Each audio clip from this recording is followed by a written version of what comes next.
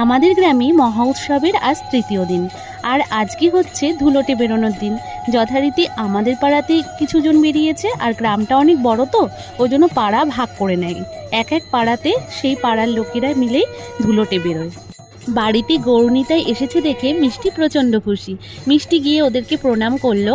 এবার যথারীতি ও ডান হাতে না করে বাঁ হাত দিয়ে করছিল বলে মা আবার শিখিয়ে দিল, তারপরে ও ঠিকঠাকভাবে প্রণাম করলো।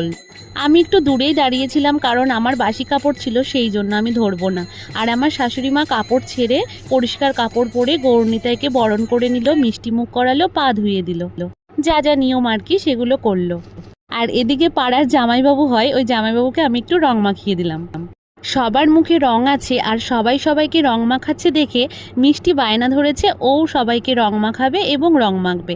তারপরে ওদের কাছ থেকে রং নিল, নিয়ে ও একটু মাখলো এবং সবাইকে মাখিয়ে দিল। তারপরে ওদের সঙ্গে রং খেলার পর ও একটু শান্ত হলো।